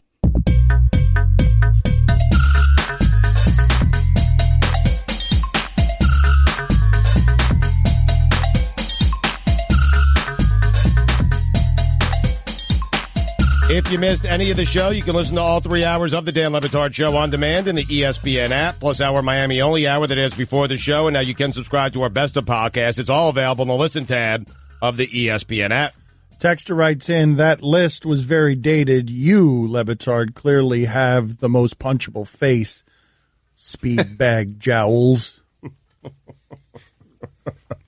You are correct. Joel Embiid, what do you make? What do you make of Joel Embiid saying he's, quote, bleeping sick and tired of being babied? You have a 7-foot extraterrestrial with a skill set unseen in a body of that kind. They have been very careful with him. Right. They should be. If he is healthy, he will be one of the 10 best basketball players to have ever played. I agree with that. They've been saying forever, trust the process. He's been saying forever, trust the process. You don't stop trusting the process because you lose a game to the Miami Heat in the first round of the playoffs. Like, he's hurt, man. But he's hurt, but he wants to come back, and the hurt is to the face, which is a different kind of place to have the hurt. Guys can play through face stuff all the time.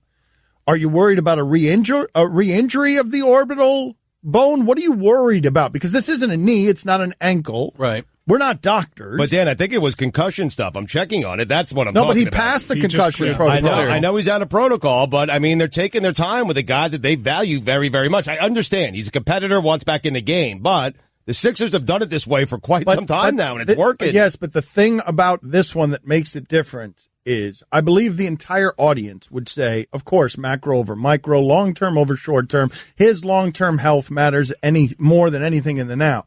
But the face changes it. It's not an ankle. It's not a knee. It's not a hip. It's not something. It's just the face. Right. Like, so what are they protecting? What are they protecting that the mask is not protecting, that their star player would say, frustrated, I'm sick and tired of being babied? Well, they're erring on the side of caution, which they should, and they also realize that the relationship between this guy and Hassan Whiteside is such that Whiteside is all of a sudden going to be a very physical player with the guy wearing a mask.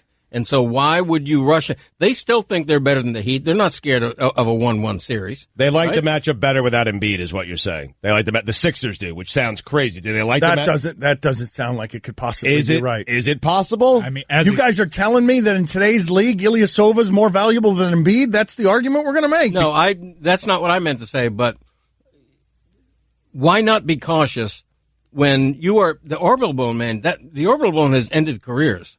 I mean, that's when you get a fastball to the face, that's what happened to Giancarlo Stanton. But that is, I mean, Giancarlo Stanton's still playing, and he's the highest paid player in sports and the MVP of the league. Yeah, and he was out for a year and a half, and that injury has ended careers. Has it? Yes, Tony Conigliaro of the Red Sox in 1967. But in baseball, not in this sport, right? Man, all it takes is an elbow to that mask. He's been sitting on that information Hold for a on while. a second. He gave us the exact year, which points out that is more than 50-year-old information that Greg Cote just blew info, man. Info's info. Doesn't change. Facts is facts. Look it up. I don't need to look it up. I know it's true. And I know you also just blew cobwebs across this show. Facts, Jack. You all knew he was going to say exactly that? You guys, all three of you, who won the betting pool? They started pumping their fists. What, the betting pool was facts is facts, Jack. He was going to ignore everything I said after that. Oh, were you talking? Hold on a second. We're in the middle of the NBA playoffs. My good friend and colleague, Greg Cote of the Miami Herald, just referenced Tony Conigliaro. Yeah. A 1967 baseball player. God rest his soul, by the way. That injury not only ended his career, but shortened his life. What a sad story. Tony C. Yeah. What a tandem he and Yaz would have been. Red Sox had it made. George Boomer Scott at first base, Reggie Smith patrolling center field, Joe Foy at third. Man, Joe Lonborg. Crazy lineup. One of the best ever.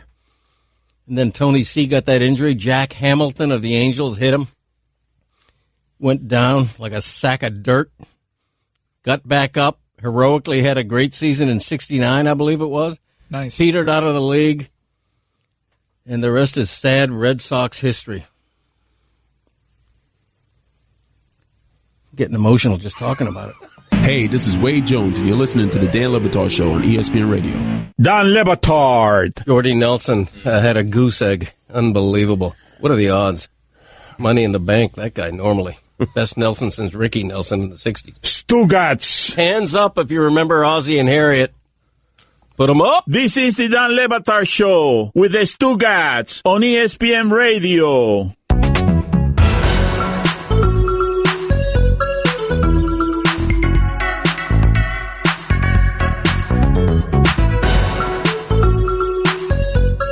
ESPN Radio is presented by Progressive Insurance. Guest on the Dan Le Batard Show appear via the Shell Pennzoil Performance Line. Here's your SportsCenter update. The Royals-Blue Jays game was postponed due to ice chunks falling on top of the Rogers Center's dome, causing roof damage. The Knicks are interviewing Mark Jackson for their coaching vacancy. And finally, Kanye West is writing a book about philosophy called Break the Simulation. Oy. For all the latest headlines and information, tune in the SportsCenter on ESPN Radio all throughout the day. Guillermo, put this on the poll, please, at Le Batard Show. A guy writes in, person writes in, Pablo Torre is a unanimous first ballot punchable face Hall of Famer. Put it on the poll, please, at Le Batard Show. Is Pablo Torre, of soon-to-be, of a television show, allegedly, on ESPN with Bomani Jones and ESPN the magazine, is he a first ballot punchable face Hall of Famer? Marty Smith has written in with a very important contribution to the show. He says peanut butter mixed into Greek yogurt will help you poop. Peanut butter mixed into Greek yogurt. Our thanks to Marty Smith for always chiming in. Sounds good. We've got a new segment around here that we're going to try. We have no idea when we swing, if we're going to make contact or we're going to swing and miss on funny. But we're going to take these big, giant Dan Ugla hacks.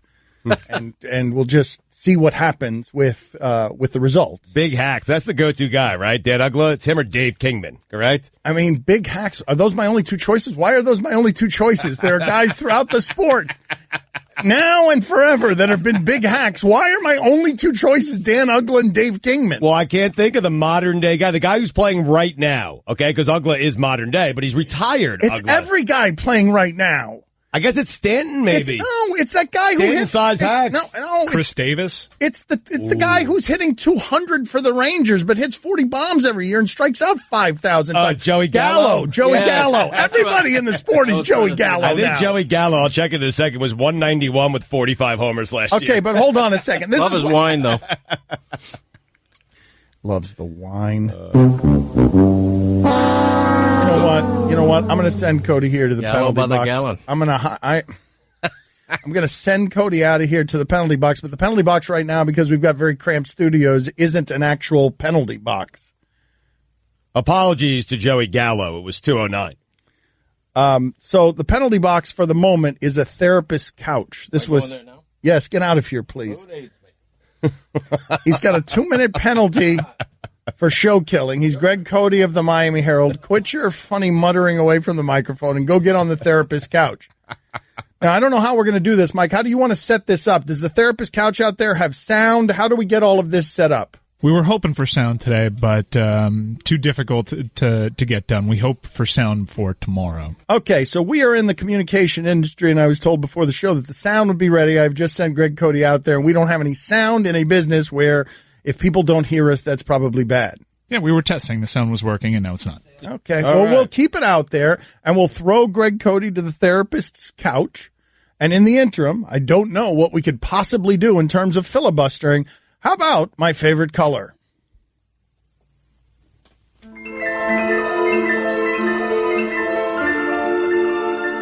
Dan's favorite colors: orange, yellow, purple, pink, blue, magenta, green.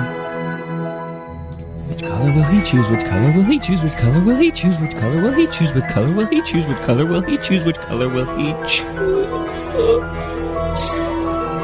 today? Where are we on this godforsaken list? Guillermo, does anyone in the back room there have where we are on this list of mine? It is the 40 favorite colors in the history of color. We're at number 11 right now. I mean, unofficially, you have given us 11, but it's not official until the open place. What? No, because I already told you that 11 was navy and the 10 was mint cream. Now 11 is navy, and if you still want to go with mint cream, yeah, that will be tomorrow. We'll find out tomorrow. But if this list is so important, why is it that we didn't even do this yesterday? Oh, that's right. Bonus pick today, if you'd like. Yeah, give us two. Two it is. I already gave you two. I gave you navy and mint cream. Now mint cream is official. No, but I mean a 9 is lacewing. I've got nine. Didn't hear it. 9. Didn't hear it. All right, so anyways, that's the list. That's where we are in the list, somewhere along the list. And should we go to Rick Springfield's favorite color? Well, but I wanted to go to Cody in the therapist couch. Can you guys call Rick Springfield real quick, please? Get Rick Springfield, 80s icon, Jesse's girl. Do. Thank you. And now the 16th or 15th favorite, okay. Springfield's favorite color. Love this. Orange, yellow, purple, pink, blue, magenta, green. Which color will he choose? Which color will he choose? Which color will he choose? Which color will he choose? Which color will he choose? Which color will he choose today? All right, so Rick Springfield's 20th favorite color was scarlet, 19 is purple, 18 is mango, 17 is puce. Now, he's already told us number 1 is turquoise, so I don't know why we're doing the list this way. But number 16th favorite color of Rick Springfield is? Apricot. Feeling hungry. Okay, all right. Excellent. Is it pronounced apricot or apricot? He does that. Weird. Apricot. Yes. He says apricot. Yeah. Well, fine for Springfield and Dan. Yep. Why is it a fine for me? You said apricot. Yeah, Nobody pronounces it like that. Yes. Springfield was much closer. In fact, Springfield, you're fine. Dan, fine for you. Right. So Greg Cote was on the therapist's couch and the sound wasn't working out there, so he came back in here. What were you saying to the therapist? Just if we had done this visual bit when you were laying on the couch with the green screen and what was clearly a therapist's office, and if the microphone had worked, and if ESPN had sound that they could pipe down and allow people in radio to hear, what were you muttering to your therapist out there on the new therapist's couch? The therapist asked me, "How are you feeling?" And I immediately went into the idea that this alleged magazine, Slate, had disparaged me, and that I felt like, in the movie Absence of Malice, where I had a role as an extra, Sidney Pollack joint, and Sally Field went through neighborhoods. She was a newspaper woman. She went through neighborhoods collecting newspapers because she was so mortified by some error she'd written. And I felt like the same thing with Slate magazine. I was getting ready to go through my neighborhood and pilfer slates out of all the mailboxes because I was so mortified that they would do this alleged comprehensive story on the show, but fail to mention me in even the least iota of reference. And so I was personally embarrassed by that. I was getting ready to steal all the slates not only from the mailboxes in my neighborhood, but also from, the supermarkets. But then I discovered, I don't even know if Slate makes a magazine anymore. It might just be a .com, so I couldn't find any. Slate Slight. Yeah, it was a Slate Slight, and that's a tongue twister. I tried to say it 5 times, and then my therapist said the session's over. Slate Slight, Slate Slight, Slate Slight, Slate Slight, Slate Slight, Slate Slight. It's a tongue twister. Try it. Slate Slight, Slate Slight, Slate Slight, Slate Slight, Slate Slight, Slate Slight, Slate Slight, Slate Slight, Slate Slight, Slate Slight, Slate Slight. So it's not a tongue twister for everybody. Yeah. I'm out of breath. So what happened with the therapist? Because it sounds like you're just complaining that Slate wrote a big article about the show and you weren't mentioned in it. But what happened to the bit of what it is that you were going to, what is it that you're feeling about all this? I'd like to get to the source of your feelings. As someone who has criticized Dwyane Wade, and Dwyane Wade has come back at you and said, let's not get up in your feelings. Yeah. What are your feelings about this disrespect that Slate wrote a big article about how we're America's biggest and best radio show, and Greg Cote was never mentioned? Yeah, and by the way, I want to say that I apologize to Dwyane Wade personally, because I did regret that tweet. I don't like to feel underappreciated. Okay? So you think Slate should apologize to you? Oh, of course. I think they should have the equivalent of a set rec, a journalism. Well, they had set one. rec. They did have an editorial mistake that they pointed out in the article. They said the Clevelander does not overlook the Pacific Ocean. Yeah. That was the thing that they corrected in that article. That's a minor error. Yeah, that was a funny error to correct. Yeah. Yes. Yeah. Mike, does Greg Cote have a right to be hurt by this? Because I think he does, but you can't control. He knows as a writer, you cannot control what the writer writes. Yeah, but I mean, every other guest co-host somehow got themselves into that great piece. Yeah, they were mentioned in terms of being a part of our universe, but it was really about Dane and Stugotz, the article. Of course, and should have been. It wasn't about the co-hosts. They were just quoted. No question about it. But co-hosts occasional co-hosts who are on the show less regularly than myself, were mentioned, and I just thought it was a slight. I was insulted by it. A Slate slight. Exactly. I think he's right. Slight by slate. So do I. I don't think there's any disputing that. But how can we possibly complain about this when this writer wrote this wonderful thing about our show, which, honest to God, if I'd written it myself, it wouldn't have sounded better for us than if I'd sat down and tried to write something from my selfish perspective. It was that good, huh? That good. Not perfect. It's almost written so well that not even I myself could write it. I don't know about that. But if I wrote it, I would also not include Cote. Don Batard. Greg Cote, one of the few people in my life of any sort that when I see him, I am made just a little bit happier. Then I am very soon thereafter. It's kind of like Vegas, reminded of why he doesn't actually keep me in that happy place. Stugotz. Like, there are very few people. My girlfriend does this for me. My mother does this for me. My brother does it some for me, but very few others do it for me. And Greg Cote is in that inner circle. Thanks, Dan. This is the Don Batard Show with the Stugotz on ESPN Radio.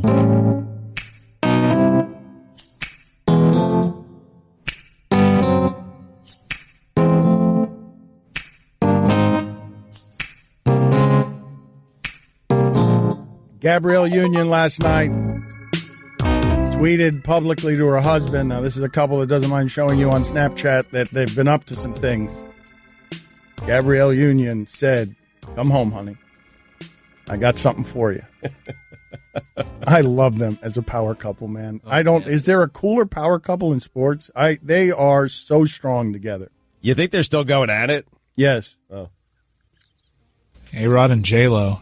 Yep. Man, they're great. Yeah, that's it. Okay. That's it, Dan. They're wonderful. Yeah. It's pocket aces, man. They just fit. Isn't Justin Verlander married to some famous Kate Upton? Kate Upton, there you but go. Nowhere near the class. You wouldn't forget J-Lo, would you? You wouldn't forget her name. Yeah, I don't know, Kate Upton. So it feels like we've had a good poll day. We're trying to get a hold of the writer for the Slate magazine thing so that Cote can yell at him. He's busy, right? Because he did Parks and Rec and he wrote for The Office and he's got other things coming out. I actually had a funny conversation with him because I thanked him deeply for the kind things that he said, and his response was, "I've already been thanked by your show in the most perfect way possible." Stugotz said he didn't read it, but did I want to collaborate on a television show around Stugotz? And I got good news for you guys. He's in. I mean, that's it. Done deal. I got everyone included. Even Greg Cote. I got everyone included. Nobody believes that part. And so Mike was very thrilled that his biggest thanks was Stugotz immediately playing an angle. Like, you can't thank him better than that. It's wonderful. So we're trying to get a hold of him, but he's writing big projects like Stugotz's next television project. Correct. So let's go ahead and update the polls at Le Batard Show. I included you, by the way. So you know. You're in. Thank you. Mike, let me know if we get him, if we get Mike. All right, at Le Batard Show on Twitter, should Mike Ryan be sent to the penalty box for saying, "Those are playoff buckets, boys"? I'm so proud of you. 79% of the audience said yes. Really? Get out of here, man. You want to go do it now? You want to go away for 2 minutes now? I want you to say playoff bucket, boys. All right, I can maybe try to track down Sure from there. All right, do it over there. Does T.J. McConnell look like everyone on Earth named Shane? 82% of the audience said yes. Are there any black Shanes? 56% of the audience said no. Is it right that Poppy complains to Heat owner Mickey Harrison about the air in the bags of chips that he gets for free? Yes, it is. 63% of the audience said yes. My father cursed during the local hour. We had to dump him because he's still so mad at Dwyane Wade. Does Greg Popovich look like Santa Claus going through a midlife crisis? 90% of the audience said yes. Have you ever paid attention to the plot of the Saw movies? 79% of the audience said no. Yeah. It's a funny question. It is. Yeah, we were talking about it because Popovich, we think that he looks like Jigsaw or the old man who plays Jigsaw. Oh, man. What's funnier about that clip? Roy, do you have the clip? Wade Jones? What's funnier about that wait clip? a minute. Yeah. Everybody back away from the microphones. It is the most magical Dwyane Wade clip anywhere in our arsenal. A city councilwoman after the 2006 finals, as a crowd gathers in an echoey auditorium, she forgets the name of the now famous Dwyane Wade. He's calm, collected, has a will to win because his name, of course, is Wade Jones. Who that is. Great. We'll never get old. I mean, right? it's just the best. It is simply the best. So what's funnier, Wade Jones or the reaction after? To me, there's no question about it. Reaction after. 57% of the audience said reaction after. Okay. I mean, but also Wade Jones as a name is funny because visually, again, he shows up at his accounting firm in a brown suit with a very thick, unkept mustache. I mean, you don't get one without the other, but if she said Dwyane Wade, the place would have erupted. Yes. Like, that's why. That's right. That's right. Cody, bigger or bitter? 77% of the audience, Greg, said bitter. Is death metal hockey guy funny? This is close. Oh, man. this isn't. Mike voted no on this. Mike doesn't want to do death metal hockey guy anymore. Bad news for Mike. 53% of the audience said yes. Wow. Mike wants to bury death metal hockey guy. He doesn't want to do it anymore. Here's what's bad about that result. Not enough people find it funny, where Mike still has to go through the strain of doing it. It exhausts him. He wants to go to bed after the show. But half the audience doesn't find what he's doing funny. Right. And Mike, so the conflicted characters that live within Mike. Is there a Le Batard Show burial ground of retired bits? Because I feel like Soup of the Day should be right near the entrance. Oh, really? Yeah. You didn't do the back in my day today. It looks like Mike got a hold of Mike Shore there. So we'll see if we can go to this here to have Greg Cote beef with Mike in a second. We're going to have to stop the polls early to do that. All right. Did you know that Pearl Jam's original name was Mookie Blaylock? 68% of the audience said no. Should Iguodala open up for Dragic? 75% of the audience said yes. These are heavy metal bands, all right? Iguodala, Dragic, sports figures that have names that connote heavy metal bands. Quick ones here. Who is better, Dwyane Wade, Larry Bird? You got buried, Dan. 64% of the audience said Bird. Does Sean Penn have an unlikable face? 92% of the audience said yes. Those are the polls. All right, so Mike Shore is there, and he wrote this wonderful article about how we're the greatest thing in the history of radio, and he didn't mention Greg Cote here. It's Mike Shore. That's a fine. I thought I said that. You might want to you said Shore, and you might want to pronounce the man's name correctly. He's making a TV show about me. Okay, very good. So, Mike, thank you for joining us, and we appreciate it because it was a very flattering article that you wrote. But not to everybody. Yeah, well, see, here's the thing. Here's the thing. This is where we are with this. Greg Cote is embittered because the article mentioned everyone who has anything to do with the show, and Greg Cote's name was not in it except when his son got it. So was this an oversight by you? Was this something that you did on what? Greg, you think it was on purpose? You think it was on purpose? I have too much respect for this gentleman as a writer to think that he would not have done his due diligence. It would be like writing a comprehensive piece about national holidays and leaving out Arbor Day. All right, Mike, I just couldn't understand it. All right, Mike. Let him have it, Mike. Well, I'll say two things. Number one is you were in the article originally briefly, and then I had to make some cuts, and I thought it would be kind of funny to cut you out of the article. Oh, man. Oh, man. Cote, you have to hammer him on that. Well, I know he just made that up, but still I appreciate it. This was the Dan Le Batard Show on ESPN Radio. We live in a racist country.